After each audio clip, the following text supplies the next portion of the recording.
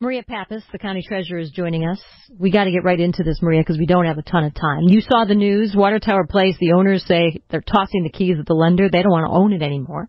You made a lot of news months ago here on this very station when you said that, you were trying to protect what belongs at Water Tower Place. And I just wonder how you feel today now that we're looking at it and saying it's hard to get anybody to want to house their business there, it seems. How are you? Look, Anna, this isn't about Target. This is about the Magnificent Mile. So let's talk about how unmagnificent it's become. We're talking about the keys to one of the most prominent buildings in the country being turned back over to the lender. And another issue is that directly across the street, which covers at least another quarter of a block, which is also owned by the owners of Water Tower, is a building that used to house iMagnin in its day, but it had Bistro 110, Giardelli, Barnes & Noble, Uniqlo, Columbia, 3 floors each of those stores. That has sat empty infinitely. And if you go slightly west of there on Pearson, the entire bottom floor of Loyola University, which is retail space, is also unrented, unoccupied. There used to be a magnificent pizza place on the corner there next to Bottega, which is continually robbed, okay, is also empty. So you have to say to yourself, if Nordstrom sold its half interest for $20 million, and if Gap building also there on Michigan Avenue just went under, what is the problem? So now let's say, for example, that Michigan Avenue has cancer. Do you handle the cancer by giving it an aspirin? And the answer is no. So you have to say to yourself, what's wrong? What's wrong that the high-end retailers, or any retailers for that matter, aren't coming to Michigan Avenue? So there is an emotion that we all experience in life, and the emotion is fear. And Michigan Avenue has become a fear-based avenue. Why is it fear-based? Pick up the paper. Neiman Marcus now has dogs sniffing for guns. Really?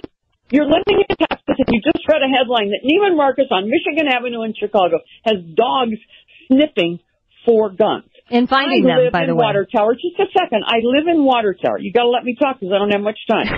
I live in Water Tower. A few months ago, 2 cars got carjacked while people were unloading to go into the hotel.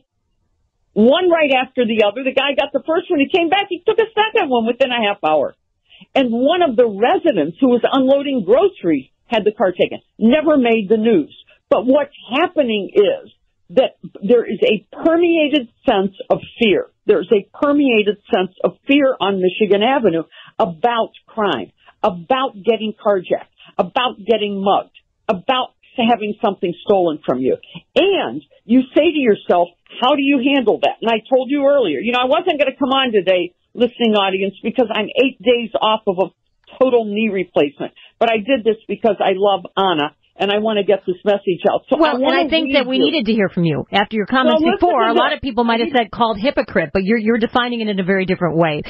Would you take a Target, though, today? Would you, if they said, you know what, Maria, we'd like to be back in there in Water Tower. We don't want vacant space. Anna, you're trying to make a headline, and I'm not going to let you do it. Okay. I'm not going to let you do it. But you don't want to answer that. Michigan Avenue has a crime problem, not a Target problem. It has a crime problem, not a Target problem. Target didn't come into Michigan Avenue, not because of Maria Pappas, because they're smart enough not to come in. Here's why. Every day you can take $1,000 worth of stuff and not get prosecuted. So if people come into Water Tower in a store and for 30 days they take $1,000 worth of stuff, that's $30,000 a month. That's $3 million a year, right? You just walk in. There's no consequences for taking $1,000 worth of stuff. Now you're in business. Your bottom line is that somebody comes in, this big business, and takes $3 million worth of stuff a year. Are you going to open up on Michigan Avenue when there's a crime problem? So let's go to the root of the crime problem. This is an inter-office memo. You want to make a headline? Wait, here it is. Stand by. This is an inter-office stand by, memo. Maria. I want to hear it. We have to check traffic first. We'll come back. We'll have a few more minutes on the other side. Skip the traffic. We got to do it at this time, or my boss will come in here and will tell me to get the traffic. To get to the traffic. So we got to get to the traffic. So stand by. Maria Pappas is going to read part of this memo from a police commander, I believe, about the crime in the downtown area. But first, boy, a couple of your texts here lighting up the text line. Maria Pappas is Cook County Treasurer. Forget Lopez, Maria for mayor. A couple of those. And Maria's right, fix the crime. Mayor, fix the crime. And then Anna's getting hung up on the target, that's not the only issue here. Crime is. And I agree with you. There is a crime problem. Okay, so let me do this because your listeners need to hear this. Okay. This is Maria Pappas, and I'm passionate about this because I've given 40 years of my life to build this city. 40 years. And I'm watching it crumble, and it's effing heartbreaking. So this is a memo. When I talk to you about what's happening on Michigan Avenue, you need to understand that it's crime and it's fear-based living.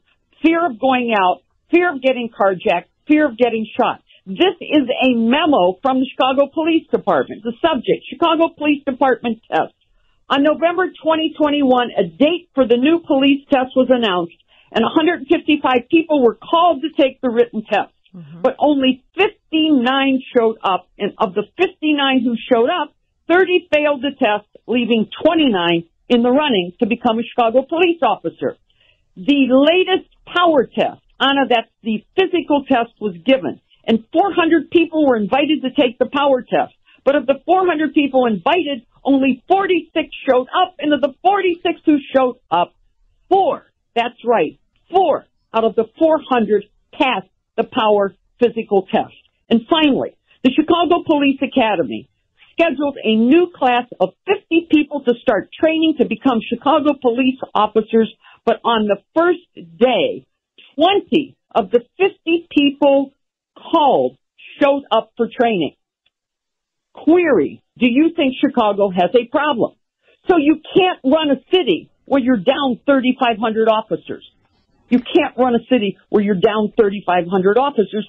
And how do you replenish those officers when I just told you that nobody wants to even apply to become a police officer? Maria, I don't want to cut you off. That is very interesting and relevant data. But you're cutting me off. But I don't know who your editor is. No. I don't want to cut you off. Everybody wants to listen to me, and you're cutting me off. I think people do want to hear what you have to say. And I would invite you to come back on.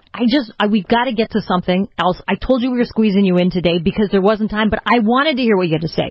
And I appreciate you coming on to express it. That's a lot to digest, and I think we need to revisit this. Will you do that? It's heavy duty. You've created a fear-based society. Fear of walking down the street. Fear of walking into a store.